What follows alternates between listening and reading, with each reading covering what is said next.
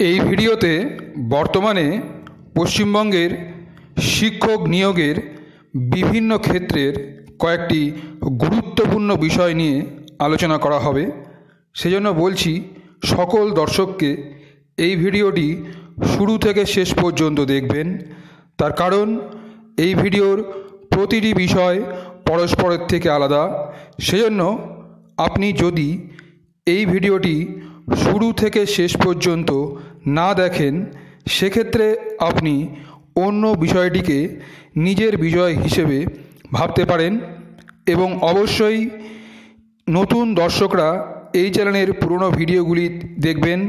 তার কারণ হয়তো আপনি যেই উদ্দেশ্যে এই ভিডিওটি দেখছেন সেটি হয়তো আগের কোনো ভিডিওতে বলা হয়েছে, সেই জন্য এই বিষয়টি উল্লেখ করা।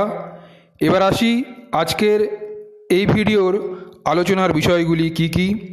আর এই ভিডিওর আলোচনার বিষয় মূলত তিনটি। প্রথমত প্রাথমিক শিক্ষক অর্থাৎ প্রাইমারি টিচার এবং প্রাইমারি অর্গানাইজার টিচার অর্থাৎ প্রাইমারি সংগঠক শিক্ষকদের বিষয়টি নিয়ে।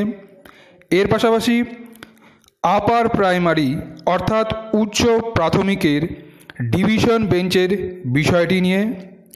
এর পাশাপাশি স্কুল সার্ভিস কমিশনের মাধ্যমে নিযুক্ত যে সমস্ত শিক্ষক ইতিমধ্যে বিদ্যালয়ে নিযুক্ত হয়েছেন সেই সমস্ত শিক্ষকদের বিষয়টি নিয়ে।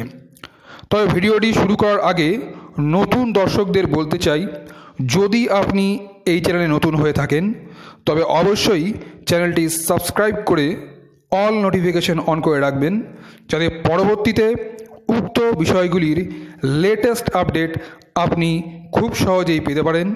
এবং এই ভিডিওটি অবশ্যই লাইক ও শেয়ার করে অন্যদের জানার সুযোগ করে দেবেন। তো চলুন শুরু করা যাক। সবার প্রথমে আসি স্কুল সার্ভিস কমিশনের মাধ্যমে যে সমস্ত শিক্ষকরা ইতিমধ্যে বিদ্যালয়ে যোগদান করেছেন সেই সমস্ত প্রার্থীদের বিষয়টি নিয়ে।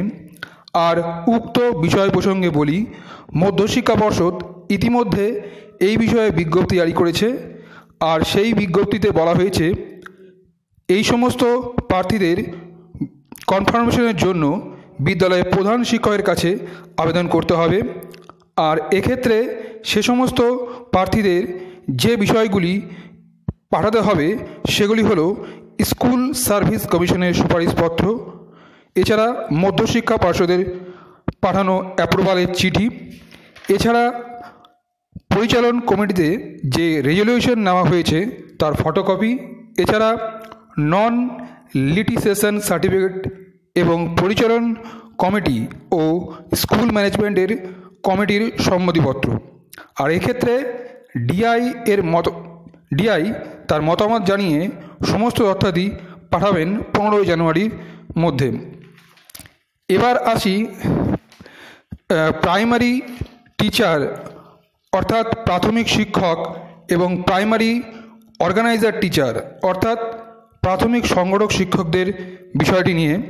আর এক্ষেত্রে দর্শকদের বলবো, এখানে দুটি বিষয়ের কথা কিন্তু উল্লেখ করা হলো, মনোযোগ সহকারে শুনবেন, তা না হলে এই দুটি বিষয়কে আবার একই ভাবতে পারেন।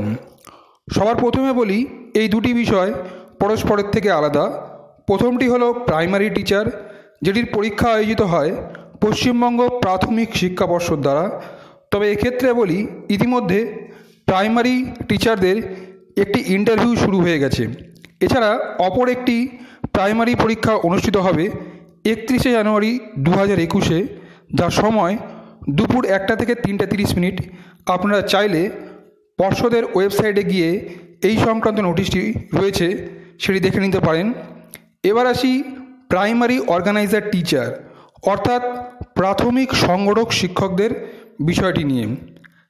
আর এই বিষয়টি পরিচালিত হয় West Bengal board primary organiser টিচারের দ্বারা।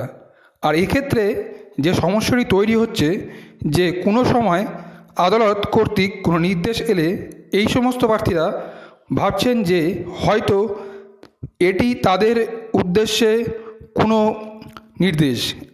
আর এক্ষেত্রে এই বিষয়ের সঙ্গে যুক্ত প্রার্থীদের বলি, আপনাদের বিষয় আর প্রাইমারি টিচারদের বিষয় একে অপরের থেকে পরস্পরের থেকে আলাদা।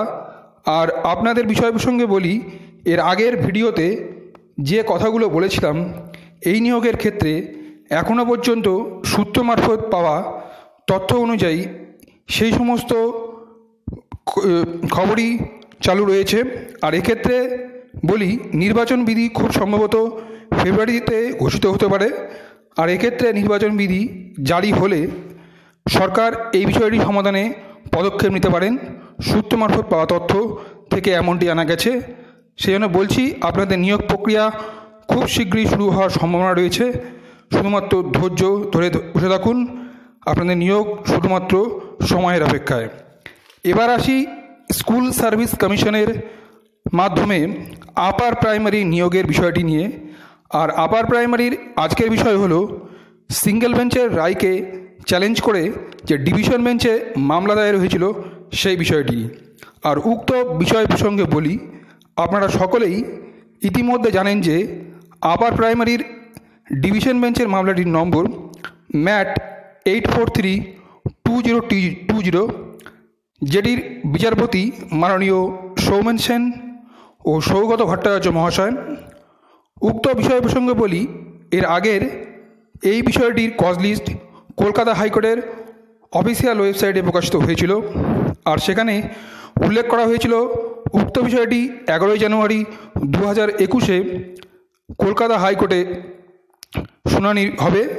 তবে এই ভিডিওটি পাবলিশ করার আগের মুহূর্ত পর্যন্ত কলকাতা হাইকোর্টের ই কোর্ট সাইটে দেওয়া তথ্য অনুযায়ী এই মামলার বিষয় সম্বন্ধে যে বিষয়টি উল্লেখ করা হয়েছে সেটি হলো, উক্ত মামলাটির পরবর্তী শুনানির দিন ধার্য হয়েছে 12 জানুয়ারি 2021। এখন দেখার সেদিন আদালত উক্ত বিষয়টি সম্পর্কে কী বলেন। আর পরবর্তী আপডেট পাওয়ার জন্য এই ভিডিওটি অবশ্যই লাইক ও শেয়ার করবেন। ধন্যবাদ।